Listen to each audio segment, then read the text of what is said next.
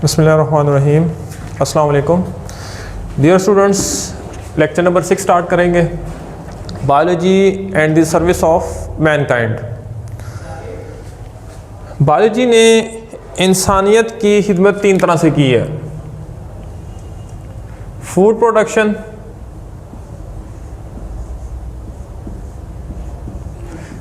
फिर है इन कम्बेटिंग डिजीज़, और नंबर 3 पे है protection and conservation of environment. So in 3 fields में बायोलॉजी ने इंसानियत की खिदमत की है। सबसे पहले हम स्टार्ट करेंगे फूड प्रोडक्शन। खुराक की पैदावार को बढ़ाने में, इम्प्रूव करने में बायोलॉजी ने क्या किरदार अदा की है। So let's start with the food production.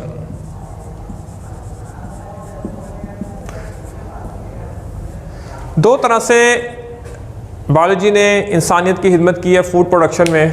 Number 1,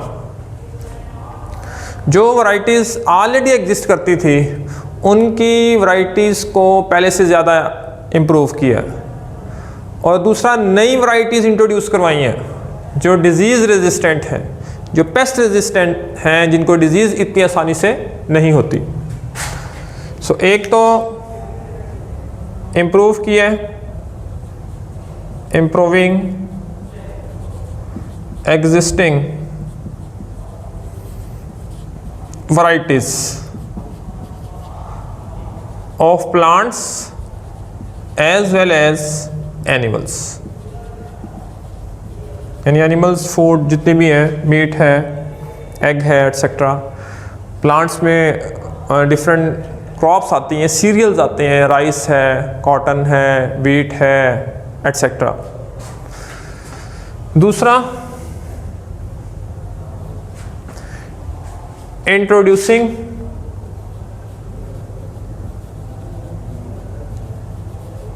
new varieties.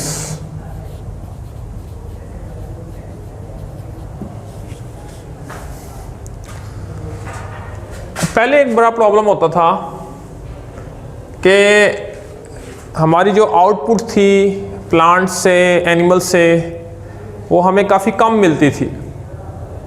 Aldous हमारे पास जगह ज़्यादा होती थी, ज़मीन ज़्यादा होती थी, लेकिन पेस्ट के अटैक के करने की वजह से, डिज़ीज़ के होने की वजह से हमारी जो ईल्ड थी वो बहुत कम हो जाती थी।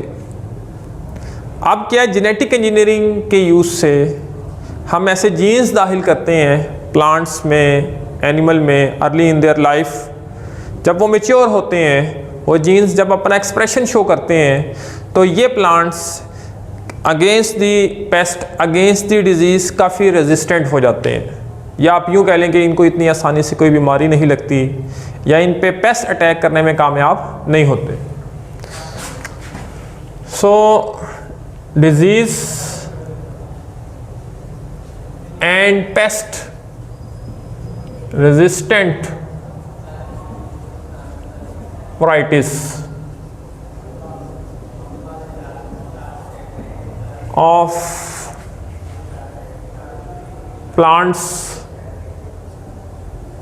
प्लांट्स में वीट है, राइस है, एट्सेट्रा। इसी तरह एनिमल्स में आ जाए,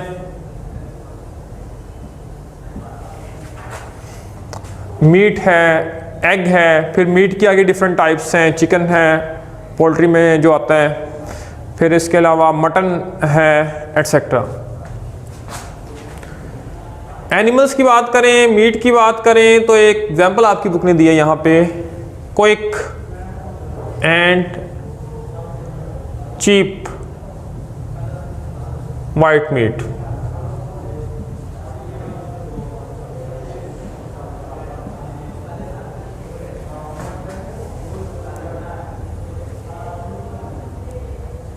अब ये जो है, ये हमें मिलता है पोल्ट्री से। मीट भी मिल रहा है पोल्ट्री से, और हमें इससे एग भी मिल रहे हैं। By the use of genetic engineering we are producing transgenic organisms। Students, transgenic organisms ऐसे ऑर्गेनिजम्स होते हैं जिसके अंदर हम बाहर से जीन्स दाखिल करते हैं उनकी बॉडी में। मसलन एक प्लांट का एम्ब्रियो है, आप उसमें डिज़ायर्ड जीन्स एम्ब्रियो में दाखिल कर देते हैं। वो जो जीन्स आपने दाखिल किए हैं वो किसी स्पेसिफिक कैरेक्टरिस्टिक या ट्रेट के लिए हैं। लेट्स सपोज मैं कहता हूँ कि वो ऐसे जीन्स हैं कि वो प्लांट के अंदर एंटीटॉक्सिन्स पैदा करते हैं। ऐसे एंटीटॉक्सिन्स जो पेस्ट जब अटैक करते हैं तो वो टॉक्सिन्स रिलीज़ करते हैं, तो उसको न्यूट्रलाइज करने के लिए वो एंटीटॉक्सिन्स पैदा कर रहे हैं। या आप ऐसे जीन्स प्लांट्स में एम्ब्रियोनिक फॉर्म में दाखिल करते हैं जो प्लांट्स के फ्रूट्स के अंदर टेस्ट शायद पैदा करते हैं। एग्जाम्पल दे रहा हूँ। So transgenic organisms are those organisms which have foreign genes. Such organisms are called as transgenic organism। इसी टेक्निक से हम क्लोनिंग भी करवाते हैं। Cloning is basically production of clones, और क्लोन्स बोलते हैं जेनेटिकली आइडेंटिकल ऑर्गेनिजम्स। एक वर्ड है पेस्टिसाइड्स।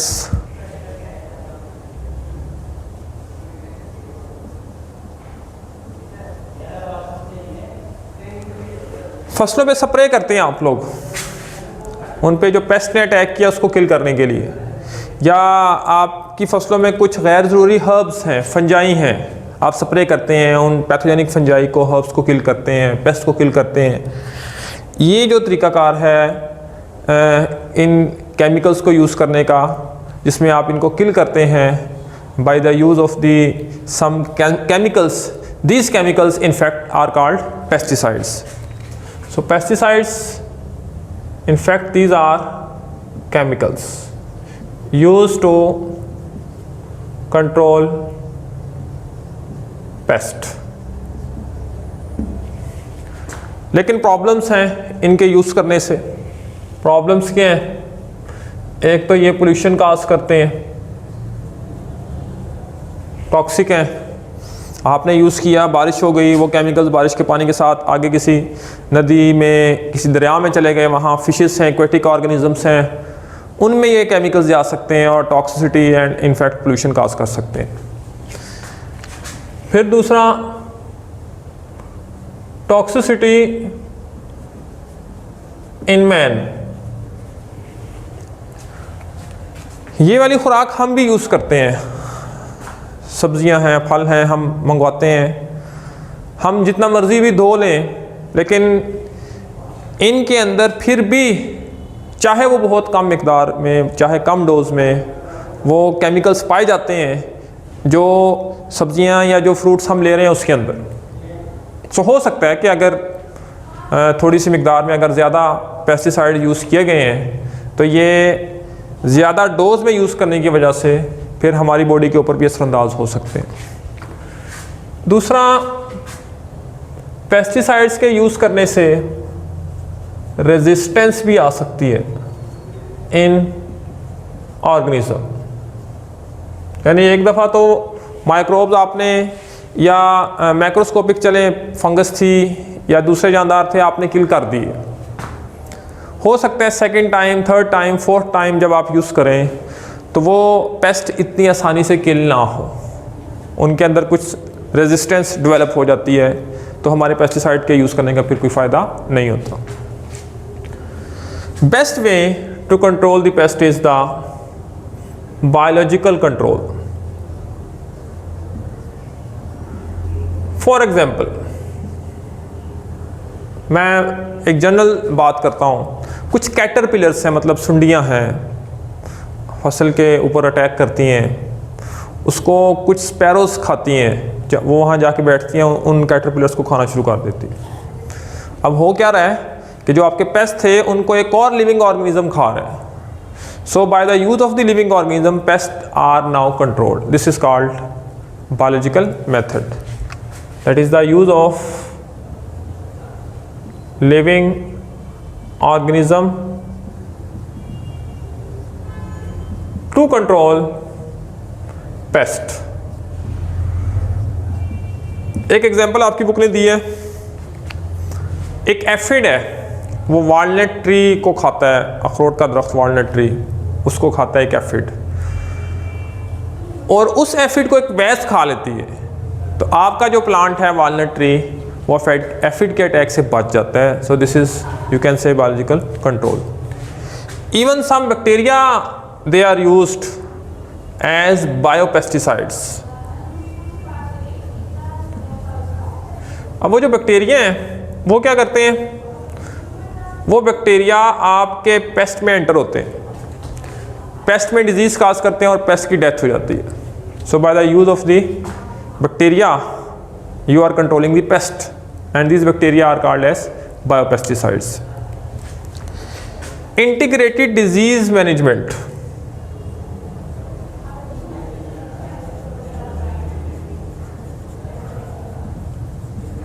किसी डिजीज को मैनेज करने के लिए हम कुछ एप्रोप्रिएट मेथड यूज करते हैं.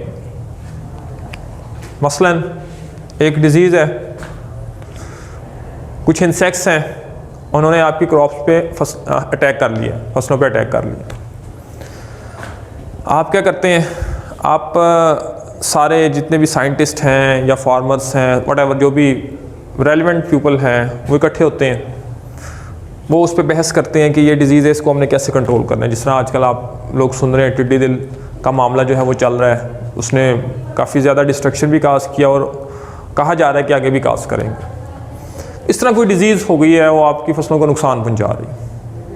आप कहते हैं देखिए जी, सबसे पहले आप रेलेवेंट स्प्रे जो है पेस्टिसाइड्स वो यूज़ करें, ताकि अगर ये अटैक करें भी तो इनकी डेथ के चांसेस ज़्यादा हों. फिर उसके लिए एक ख़ास मौसम होना चाहिए, एक ख़ास टेम्परेचर होना चाहिए जहाँ पे ये केमिकल ज़्यादा एक्ट करेगा, उसको भी आप ज़हर बहस लेके आते हैं. फिर जब आपने स्प्रे करना है, आपने किन किन एहतियाती तदाबीर को अपनाना है वो भी आपने देखना है. फिर जो स्प्रे आपने करना है वो कितनी डोज में करना है ये भी आपने देखना है. सो यानी उस फंक्शन को, उस काम को बजा लाने के लिए, उस डिज़ीज़ को मैनेज करने के लिए जो भी आप प्रॉपर मेथड यूज़ कर रहे हैं, इंटीग्रेट होके डिज़ीज़ को मैनेज कर रहे हैं, that is called as integrated disease management. So this is the use of all relevant appropriate methods.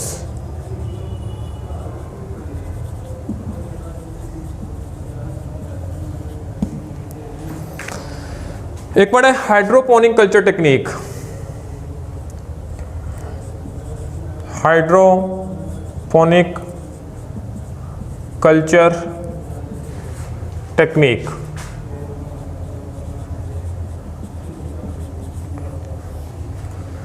एक प्लांट है, उसको मैंने ज़मीन के अंदर ग्रो किया हुआ है.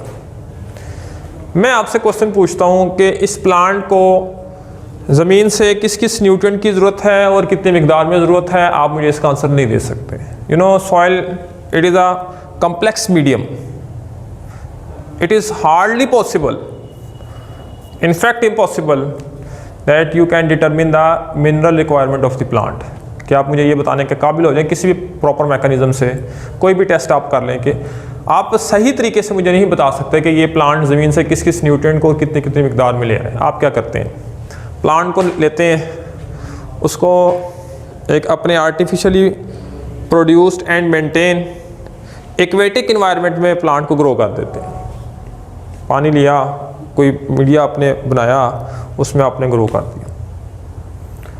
अब उसके अंदर आप कैलकुलेटेड वे में जो रिक्वायर्ड एलिमेंट्स हैं, मिनरल्स हैं, वो आप ऐड कर देते हैं. Sodium let's suppose 100 gram, magnesium let's suppose 50 gram, iron suppose 10 gram and so on. आप उसको लिख लेते हैं कि आज मैंने ये न्यूट्रिएंट इसमें ऐड कर दिया. कल आप आते हैं, वाटर का सैंपल लेते हैं और उस सैंपल से आप आइडिया लगाते हैं, आप एनालाइज करते हैं, डाटा आपके पास आता है कि जो कल मैंने सोडियम 100 ग्राम ऐड किया था आज इस वाटर में कितना है, यानी टेस्ट के ज़रिए आप बता सकते हैं कितना है। तो आप लेट्स सपोज कहते हैं कि कल मैंने 100 ग्राम ऐड किया था आज 50 ग्राम है, आयरन 10 ग्राम ऐड किया था अब 2 ग्राम रह गया है। आप मुझे अब इस क्वेश्चन का आंसर दे सकते हैं कि जो कल मिनरल्स ऐड किए थे उन मिनरल्स के ऐड किए जाने के बाद आफ्टर 24 आवर्स इन्होंने कितने छोड़ दिए और कितने यूज़ कर लिए, जो कि आप मुझे प्लांट को ज़मीन में ग्रो करके नहीं बता सकते थे, पानी में ग्रो करके आप बता सकते हैं। सो this is called hydroponic culture technique कि हम प्लांट को एक एरेटेड वाटर, एरेटेड मीन जिसमें एयर होती, ग्रो करते हैं और उसकी मिनरल रिक्वायरमेंट का अंदाज़ा लगाते हैं। इस टेक्निक का नाम है hydroponic culture technique. So this is the way to determine mineral requirement of plant while growing in aerated water।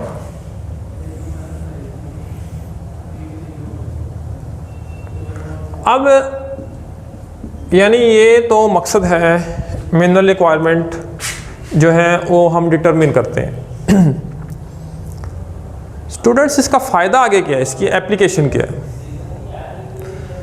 ज़ाहिरी बात है कोई ऐसी जगह है जहाँ पे सॉइल नहीं है या अगर पानी है वहाँ हम प्लांट्स को ग्रो कर सकते हैं। तो स्पेस में जब साइंटिस्ट जाते हैं वहाँ पे काफ़ी दिनों के लिए रहते हैं, वो चाहते हैं फ्रेश वेजिटेबल्स हमें मिलें जितना हमारा वहाँ पे स्टे है, तो वो फिर वहाँ पे प्लांट्स को एरेटेड वाटर में ग्रो करते हैं। उनको पता होता है कि ये एक ख़ास वेजिटेबल है, इसकी रिक्वायरमेंट क्या क्या है, ये एक वेजिटेबल है इसकी क्या क्या रिक्वायरमेंट है, ये वेजिटेबल है इसको ग्रो करने के लिए हमें कौन कौन से मिनरल्स कितने कितने मिकदार में चाहिए। तो वो इस टेक्निक के ज़रिए उन्होंने पहले पता लगाए होते हैं, तो वो स्पेस में जाकर फिर इसी की एप्लीकेशन अपनाते हैं, प्लांट्स को एरेटेड वाटर में ग्रो करते हैं, उसमें वो न्यूट्रिएंट्स ऐड करते हैं तो वो वेजिटेबल्स वहाँ ग्रो करते हैं और वो उसको यूज़ करते हैं। सो कहने का मकसद क्या हुआ, astronauts use this technique for growing vegetables. हम इसमें लास्ट वर्ड आता है और वो है पास्चराइजेशन का। Louis pasture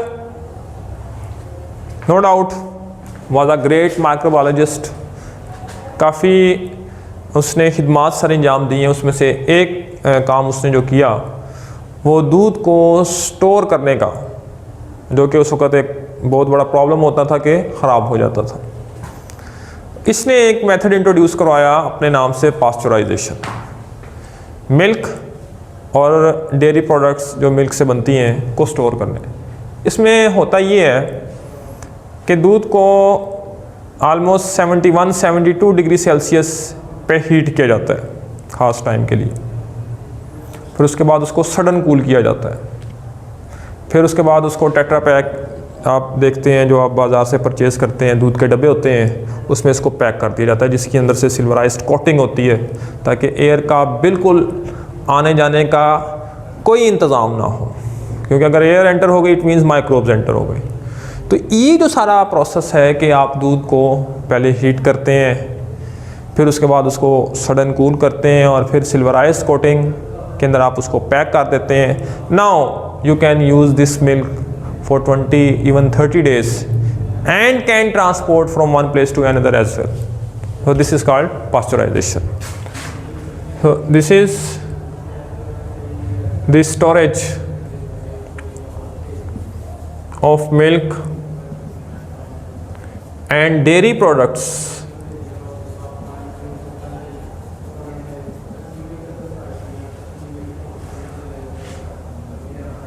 this method was advised by or introduced by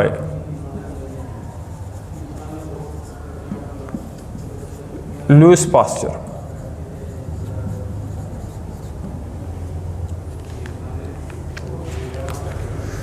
this was all about the biology in the service of the mankind with relevant to the department of the food production. Next lecture में हम start करेंगे इनकम्बेटिंग disease.